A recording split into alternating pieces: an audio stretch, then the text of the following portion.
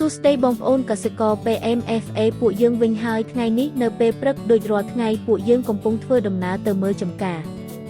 នៅតាមផ្លូវពួកយើងបានជួបដើមរបួសតង់មួយចំនួនហើយបងប្អូនម្នាក់បានចូលទៅមួយចំនួនផ្លែដើម្បីបំបត្តិការស្ងួតបំពង់ពិតជាត្រូវហើយផ្លែណាក៏ផ្អែមខ្លាំងនិងស្រស់ស្រាយណាស់ត្រជាក់បំពង់ក៏ខ្លាំងតែម្ដងបងប្អូនអើយពេលនេះពួកយើងក៏កំពុងនៅមុខផ្លូវដែងបន្តិចសិនហើយទើបចូលទៅខាងក្នុងបងប្អូនអើយព្រោះអាកាសធាតុក្តៅខ្លាំងពេកក្មេងប្រុសនេះសកម្មនិងគួរឲ្យស្រឡាញ់ណាស់បងប្អូនអើយនេះគឺជាពេលដែលពួកយើងកំពុងត្រៀមចូលដល់ចម្ការហើយបងប្អូនអើយ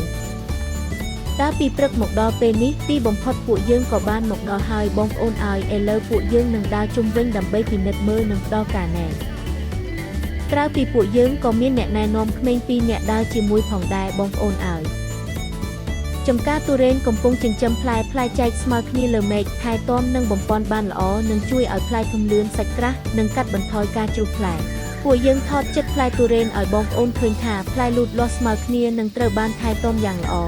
បច្ចុប្បន្នចំការរបស់ម្ចាស់កំពុងចូលរដូវប្រមូលផលក្រោយប្រមូលផលរួចពួកយើងនឹងជួយស្ដារដើមនិងបន្តរួមដំណើរជាមួយគាត់នៅរដូវបន្តបច្ចុប្បន្នចំការរបស់ម្ចាស់កំពុងចូលរដូវប្រមូលផលក្រោយប្រមូលផលរួចពួកយើងនឹងជួយស្ដារដើមនិងបន្តរួមដំណើរជាមួយគាត់នៅរដូវបន្ត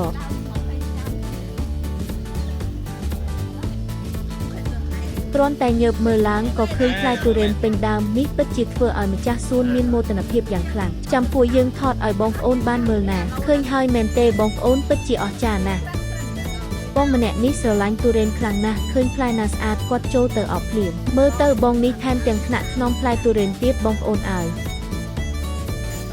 ម្ចាស់ចំការអញ្ជើញពួកយើងផ្លែផ្ដៅព្រៃបងប្អូនអើយពិតជាអស្ចារ្យណាស់បងប្អូនអើយទីបំផុតការចុះទៅមើលចំការលើកដំបូងនៅថ្ងៃនេះបានបញ្ចប់ហើយបងប្អូនដែលត្រូវការប្រឹក្សាបច្ចេកទេសអាចតាក់ទងតាម Telegram នៅលើអេក្រង់បានណាសូមអរគុណបងប្អូនហើយជម្រាបលា